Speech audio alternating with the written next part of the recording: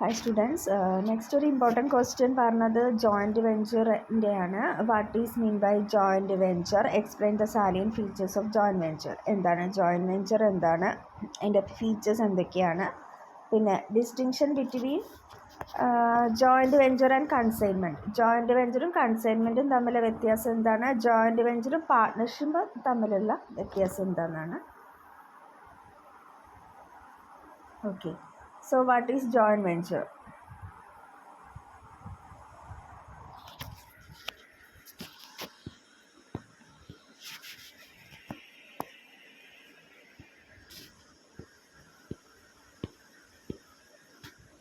When two or more persons join together to carry out a specific business venture and share the profits on agreed basis, it is called joint venture. അതായത് ഒരു specific business venture തുടങ്ങാൻ വേണ്ടിയിട്ട് രണ്ടോ അതിൽ കൂടുതൽ പേര് എന്ത് ചെയ്യാണ്, എഗ്രി ചെയ്യാണ്. അങ്ങനെ എഗ്രി ചെയ്തിട്ട് അവർ പ്രോഫിറ്റൊക്കെ ഷെയർ ചെയ്യാന്ന് എഗ്രി ചെയ്യുന്നതിനെയാണ് ജോയിൻറ്റ് വെഞ്ചർ എന്ന് പറയുന്നത്. അപ്പോൾ രണ്ടോ അതിൽ കൂടുതൽ ആൾക്കാർ ചേർന്നിട്ട് ഒരു സ്പെസിഫിക് ബിസിനസ് തുടങ്ങാം അല്ലേ. അങ്ങനെ അവർ തമ്മിലൊരു എഗ്രിമെൻ്റ് ഉണ്ടാവും, എന്ത് ചെയ്യാനാണ്, പ്രോഫിറ്റ് അല്ലെങ്കിൽ പ്രോഫിറ്റ് ഷെയർ ചെയ്യാൻ അവർ തമ്മിലൊരു എഗ്രിമെൻറ്റും ഉണ്ടായിരിക്കും. ഷോർട്ട് പീരീഡിലാണ് സാധാരണ ജോയിൻറ്റ് വെഞ്ചർ ഉണ്ടാവുക. നമ്മളൊരു പാർട്ട്ണർഷിപ്പിൻ്റെ പോലെ തന്നെയാണ് ജോയിൻറ്റ് വെഞ്ചർ, പക്ഷേ ഒരു ഷോർട്ട് പീരീഡിലാണ് എന്ത് തുടങ്ങുക, ഈ ജോയിൻറ്റ് വെഞ്ചർ തുടങ്ങുക. Each one of them who join as a party to the joint venture is called co-ventures. അപ്പോൾ ഇതിൽ നമ്മൾ പാർട്ട്ണർഷിപ്പ് ആണെങ്കിൽ ഓരോ ആൾക്കാരെയും നമ്മൾ പാർട്ട്നേഴ്സ് എന്നാണ് പറയുക. അപ്പോൾ അതേപോലെ ജോയിൻറ്റ് വെഞ്ചർ ആണെങ്കിൽ അതിലുള്ള ഓരോ ആൾക്കാരെയും നമ്മൾ പറയുക കോ-വെഞ്ചറർ എന്നാണ് പറയുക, കോ-വെഞ്ചറർ. ഇനി ഇതിനൊരു കമ്പനിക്ക് പേരൊന്നും കൊടുക്കാറില്ല സാധാരണ ജോയിൻറ്റ് വെഞ്ചറിൽ, ബിസിനസ്സിൽ. കാരണം ഇതൊരു ലിമിറ്റഡ് അല്ലെങ്കിൽ ഷോർട്ട് പീരീഡിലുള്ളതായതുകൊണ്ട് നമ്മൾ സാധാരണ ഇതിലെന്ത് കൊടുക്കാറില്ല, നോ നെയിം, ഫേം നെയിമും നമ്മൾ കൊടുക്കാറില്ല. പിന്നെ ഈ ഒരു പീരീഡിൽ the co ventures are free to carry out other business. അതായത് ഇപ്പോൾ നമ്മളിവിടെ ഒരു ബിസിനസ് തുടങ്ങി വെച്ചിട്ട് അവർക്ക് എന്ത് ചെയ്യാം, സാധാരണത്തെ പോലെ വേറെ ഏത് ബിസിനസ് വേണമെങ്കിലും അവർക്ക് തുടങ്ങും ചെയ്യാം ഈ ഒരു ബിസിനസ്സിൻ്റെ ഇടയിൽ കൂടെ. അവിടെ റെസ്ട്രിക്ഷൻസ് ഒന്നുമില്ല. ഇനി അതേപോലെ തന്നെ ഇവർ തമ്മിലുള്ള റിലേഷൻഷിപ്പ് എന്ന് പറയുന്നത് ഈ ഒരു വെഞ്ചർ കംപ്ലീറ്റ് ആവുന്നത് പോലെ, ഈ ബിസിനസ് കംപ്ലീറ്റ് ആവുന്നതോടുകൂടി ഇവർ തമ്മിലുള്ള എഗ്രിമെൻ്റ് അവസാനിക്കും ചെയ്യും. So a joint venture is some kind of a temporary partnership. അപ്പോൾ ജോയിൻറ്റ് വെഞ്ചർ നമുക്ക് എന്ത് പറയാം, ഒരു ടെമ്പററി പാർട്ട്ണർഷിപ്പ് എന്ന് പറയാം അല്ലേ. അവിടെ രണ്ടോ അതിൽ കൂടുതൽ ആൾക്കാർ എന്ത് ചെയ്യാണ്, ഒരു വെഞ്ചർ തുടങ്ങുക. സോ അതൊരു ക്യാപിറ്റൽ പോലെ തന്നെയാണ്, ഒരു പാർട്ട്ണർഷിപ്പ് പോലെ തന്നെയാണ്, ഷോർട്ട് പീരീഡ് ആണെന്ന് പറയാം. അതേപോലെ തന്നെ ഇത് സാധാരണ കൺസ്ട്രക്ഷൻ ബിസിനസ്സിലും consignment, sale and purchase of property, underwriting of shares, debentures, ഇങ്ങനെയുള്ള കേസിലാണ് സാധാരണ എന്ത് വരാറ്, ജോയിൻറ്റ് വെഞ്ചർ വരാറ്. ഒരു എക്സാമ്പിൾ പറഞ്ഞാൽ A and B agree to construct a college building for which they pooled their resources and skill. അപ്പോൾ എയും ബിയും ചേർന്നിട്ട് ഒരു കോളേജ് ബിൽഡിംഗ് തുടങ്ങാൻ തീരുമാനിച്ചു. എ 6 ലക്ഷം കൊടുത്തു, ബി 4 ലക്ഷം കൊടുത്തു. അങ്ങനെ ഒരു ബിൽഡിംഗ് കംപ്ലീറ്റ് ആയി. അങ്ങനെ പ്രോഫിറ്റ് ഇതേ റേഷ്യോയിൽ 6:4 എന്നുള്ള റേഷ്യോയിലാണ് അവരെന്ത് ചെയ്യുന്നു, ക്യാപിറ്റൽ പ്രോഫിറ്റ് എന്ത് ചെയ്യും, ഡിവൈഡ് ചെയ്യും. അതേപോലെ കൺസ്ട്രക്ഷൻ കംപ്ലീറ്റ് ആയതോടുകൂടി ഈ വെഞ്ചർ അവസാനിക്കും ചെയ്യും.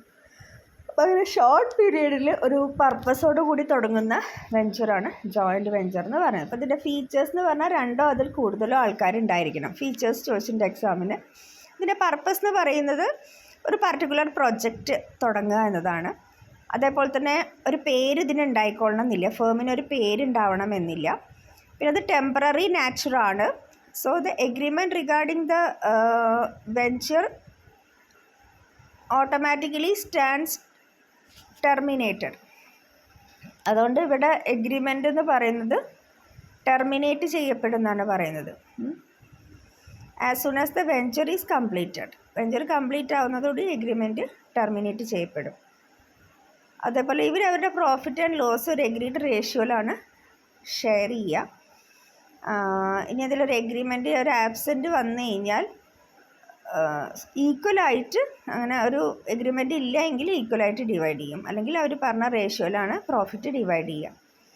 പിന്നെ ഈ ഒരു കാലയളവിൽ joint venture the co ventures are free to continue other business. അവർ സ്വന്തം ബിസിനസ് അവർക്ക് കണ്ടിന്യൂ ചെയ്യാം ഈ സമയത്ത്.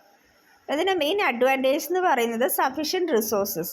2ൽ കൂടുതൽ ആൾക്കാരുണ്ടാവുകൊണ്ട് നമുക്ക് ഒരുപാട് റിസോഴ്സസ് പൂൾ ഔട്ട് ചെയ്യാൻ സാധിക്കും. അതായത് നമുക്ക് അത്യാവശ്യത്തിന് ക്യാപിറ്റൽ ഉണ്ടായിരിക്കും, പിന്നെ ability and experience.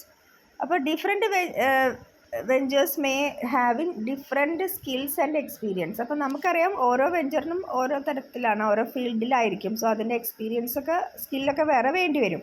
So the benefit of their common wisdom will be available to the venture. So അവിടെ ഒരു ഫ്രീഡം അല്ലെങ്കിൽ ഒരു വിസ്ഡം, സ്കില്ലൊക്കെ ഇവിടെ സ്ഥാപനത്തിനൊരു സ്കില്ലുണ്ടായിരിക്കും, എബിലിറ്റി ഉണ്ടായിരിക്കും, വിസ്ഡം ഉണ്ടായിരിക്കും. കാരണം അവിടെ സ്കിൽഡായ ആൾക്കാരാണ് ഉണ്ടാവുക. Spreading of risk. Co ventures agree to share profits and losses in the particular ratio. So അവിടെ റിസ്ക് എന്ന് പറയുന്ന സംഭവം കുറയും. കാരണം എന്താണ്, അവിടെ അത് ഷെയർ ചെയ്ത് പോകുന്നതുകൊണ്ട്.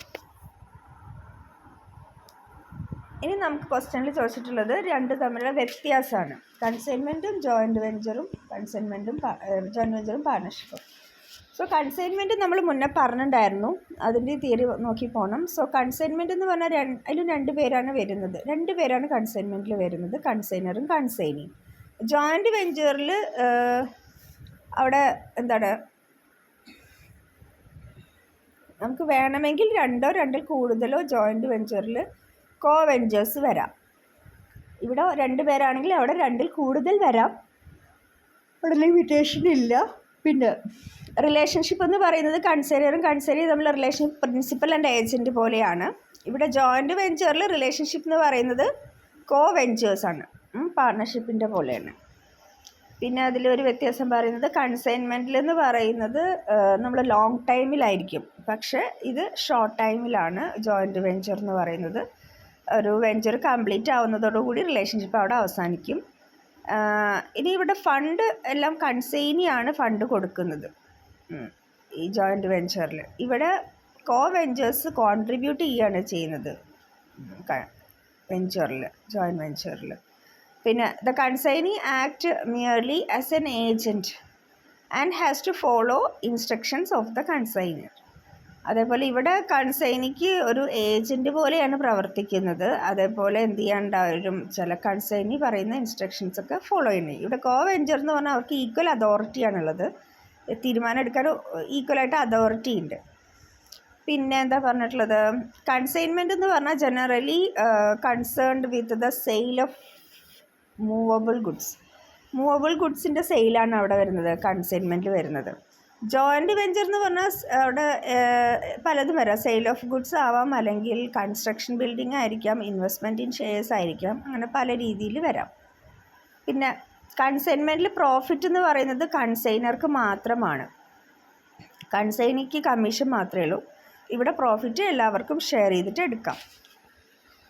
പിന്നെ നെക്സ്റ്റ് വരുന്നത് കൺസൈനർ ഓൺസ് ദ ഗുഡ്. കൺസൈനറുടെ സ്വന്തമാണ് ഗുഡ്സ്. ഇവിടെ ജോയിൻറ്റ് ഓണർഷിപ്പാണ് എല്ലാറ്റിലും ജോയിൻറ്റ് വെഞ്ചറിലുള്ളത്. പിന്നെ there is only 1 method of containing the construction for consignment transaction. പിന്നെ കൺസൈൻമെൻറ്റ് ട്രാൻസാക്ഷന് ഒരേ ഒരു മെത്തേഡാണുള്ളത്, അക്കൗണ്ട് മെയിൻ്റനൻസ് ഓൺലി 1 മെത്തേഡാണ്. സോ ഇവിടെ ജോയിൻറ്റ് വെഞ്ചറിൽ there are 4 methods of maintaining accounts for joint venture. നമുക്ക് 4 മെത്തേഡുകളുണ്ട് ഈ ജോയിൻറ്റ് വെഞ്ചറിൽ. ഇവിടെ ആകെ ഒരൊറ്റ മെത്തേഡിലാണ് ചെയ്യാൻ പറ്റും. പിന്നെ പാർട്ണർഷിപ്പും ജോയിൻറ്റ് വെഞ്ചറും തമ്മിലാണ്. പാർട്ണർഷിപ്പ് എന്ന് പറഞ്ഞു കഴിഞ്ഞാൽ ഒരു ഫേം, ഒരു പേരുണ്ടായിരിക്കും പാർട്ണർഷിപ്പിന്, പക്ഷെ ജോയിൻറ്റ് വെഞ്ചറിൽ സാധാരണ പേര് കൊടുക്കാറില്ല. പിന്നെ പാർട്ണർഷിപ്പ് എന്ന് പറഞ്ഞു കഴിഞ്ഞാൽ ഒരു കണ്ടിന്യൂവേഷൻ ഉണ്ടായിരിക്കും, പെട്ടെന്ന് സ്റ്റോപ്പ് ചെയ്യണതല്ല. പക്ഷെ ജോയിൻറ്റ് വെഞ്ചർ എന്ന് പറയുന്നത്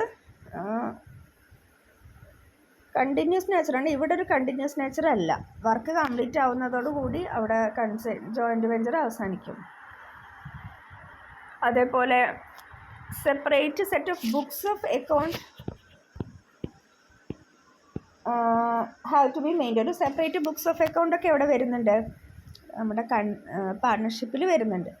സോ അവിടെ സെപ്പറേറ്റ് ബുക്സ് ഓഫ് അക്കൗണ്ടൊന്നും എവിടെ വരുന്നില്ല, ജോയിൻറ്റ് വെഞ്ചറിൽ വരുന്നില്ല. ഒരൊറ്റ ബുക്സ് ഓഫ് അക്കൗണ്ടാണ് വരുന്നുള്ളൂ. ഇവിടെ separate no partner carry out similar business. ഒരു പാർട്ണർഷിപ്പ് ബിസിനസ് തുടങ്ങിക്കഴിഞ്ഞാൽ അതേ ബിസിനസ് തന്നെ വേറൊരു പാർട്ണർ തുടങ്ങാൻ പാടില്ല.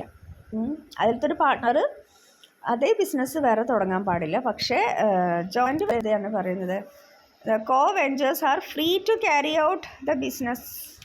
അവർക്ക് ഫ്രീ ആയിട്ട് എന്ത് ചെയ്യാം, ബിസിനസ് തുടങ്ങാം. ഇനി through the registration of partnership is not compulsory but is considered desirable. ഇനി രജിസ്ട്രേഷൻ ഓഫ് പാർട്ണർഷിപ്പിൻ്റെ രജിസ്ട്രേഷൻ എന്ന് പറയുന്നത് കമ്പൽസറി അല്ല, ഡിസൈറബിൾ ആണ്.